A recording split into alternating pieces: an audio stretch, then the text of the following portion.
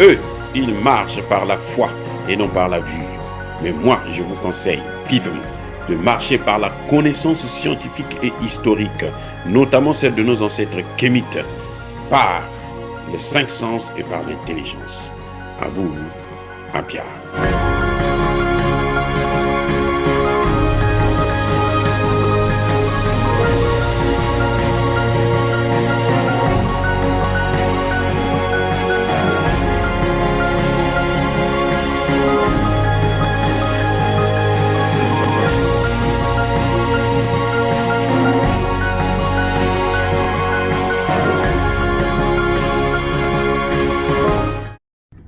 Otep à tous.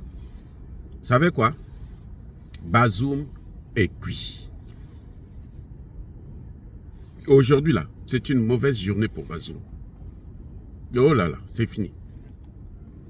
2 dossiers très explosifs concernant Bazoum qui viennent d'apparaître.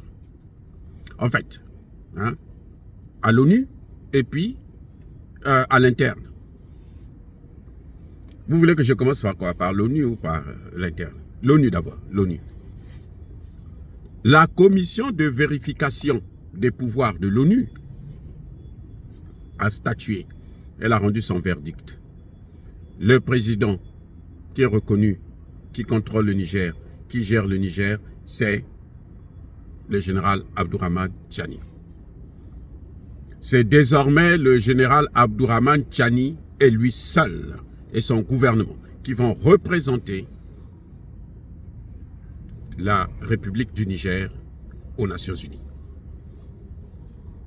Mais il y a un problème que je n'ai pas compris, c'est que et l'ONU et la CEDEAO, vous avez affaire à des bâtards, des vauriens. Encore les bâtards, ce sont des gens normaux, mais des vauriens. Comment l'ONU peut attendre 5 mois pour reconnaître qu'il y a un pouvoir qui a changé au Niger? 5 mois. Cette même ONU est venue dire, mais il ne faut pas condamner, il ne faut pas, les sanctions là sont cruelles.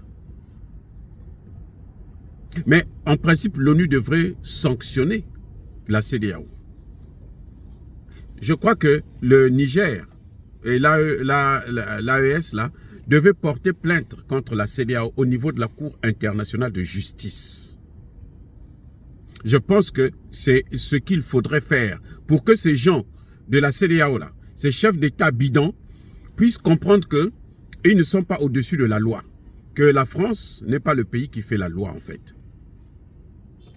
Donc, en tout cas, c'est une victoire pour le gouvernement de Tchani, que les Nations Unies se plient, que les Nations Unies rentrent dans les rangs, que les Nations Unies puissent se réveiller un peu, parce qu'ils étaient dans un coma cérébral.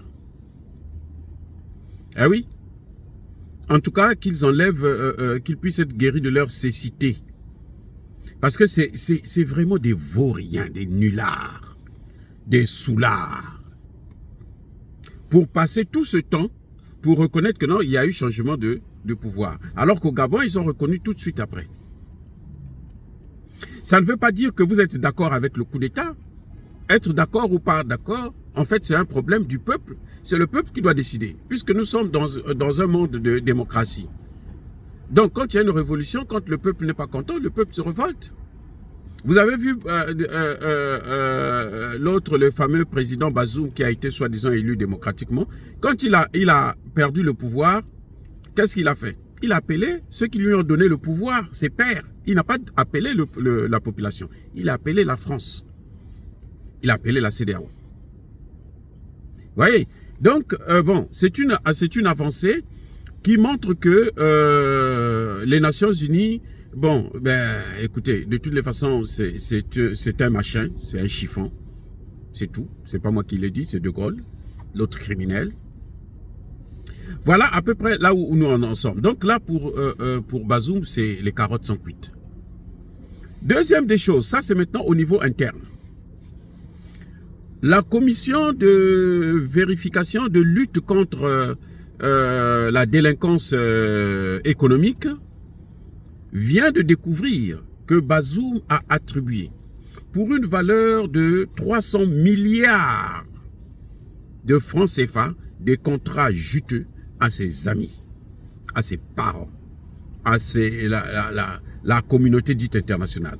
Et quand on parle de ça, ça veut dire que ces contrats bidons, c'est à qui? Mais c'est à Patrice Talon, puisque c'est dans l'exploitation, le forage et le transport des hydrocarbures.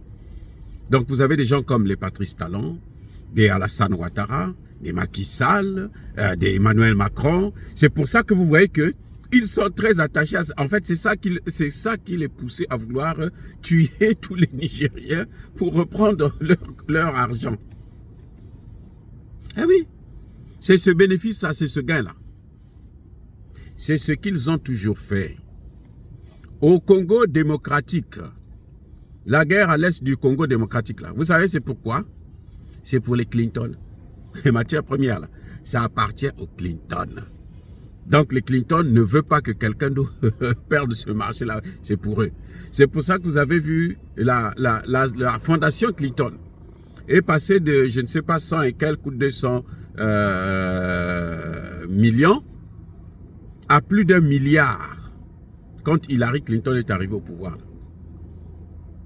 C'est l'argent qui venait du Congo. Ils ont tellement puisé les matières premières là-bas. C'est-à-dire que c'est pour ça qu'ils font la guerre. Donc moi, ça ne m'étonne pas. Et Bazoum était bien content pour ça. C'est pour ça que Emmanuel Macron tenait mordicus, qu'il faut qu'il revienne tout de suite, il faut qu'il revienne, remettez l'ordre. Non, c'est fini. Mais ceci dit, ce n'est pas pour dire que les Américains sont les bienvenus là-bas, parce que eux, c'est les grands spécialistes, justement. Vous voyez un peu le territoire qu'ils occupent, leur base militaire, et il faut qu'elle parte, parce qu'on n'a pas besoin. L'Afrique doit être libérée de toutes les bases militaires étrangères, américaines, françaises, otaniennes, chinoises, ainsi de suite. Il faut, à un moment donné, que toutes ces bases militaires sortent. Nous voulons la diplomatie, nous n'avons pas besoin de la violence. Parce que qui dit base militaire, ça veut dire que vous avez un épée de Damoclès sur la tête. À tout moment, on peut vous écraser. Et c'est pour ça qu'ils font tout, pour que nous ne puissions pas avoir des armées solides, fortes, parce que ça va maintenir leur présence sur place. Et c'est eux aussi qui apportent les crises. Vous voulez la paix? Vous préparez la guerre. Donc, bien aimés frères et sœurs, en tout cas pour Bazoum, les carottes sont cuites. Et maintenant que le vin est tiré, il faut seulement le boire. Et Bazoum doit rester. Il doit quitter la résidence pour aller à la prison. Je pense que ce sera le meilleur voyage de Bazoum. Bien entendu, dans ce cas, on sera obligé de libérer sa famille. Et puis, Bazoum lui-même, il va en prison. Voilà. Que la justice puisse faire son travail, et nous le souhaitons. Que les gens ne puissent pas se fier au chantage, même des États-Unis. De dire que si vous ne libérez pas Bazoum, il n'y a pas de démocratie, le pouvoir élu démocratiquement. Il n'est pas élu démocratiquement, il a été élu par Emmanuel Macron. C'est un président d'Emmanuel Macron. Emmanuel Macron avait pris l'habitude maintenant de nommer tous les chefs d'État en Afrique. Il a nommé Tshisekedi, il a nommé Bazoum, il a nommé Embalo Sissoko, et on voit comment il se comporte. Mais maintenant, là, c'est fini. C'est fini. Or, bien aimés frères et sœurs, encore une fois de plus, soyez bénis. Je persiste et je signe. Soyez abondamment bénis par le Dieu des Kémites et par nos ancêtres angélisés. Mais que tous ceux qui persécutent le continent africain le pillent et le déstabilisent. Qu'ils soient noirs, blancs, chinois, arabes, juifs, indiens, qui qu'ils soient punis, maudits, foudroyés, neutralisés, écrasés, effacés par ce Dieu des Kémites et par nos ancêtres angélisés. Vive l'Afrique éternelle. J'ai dit et j'assume.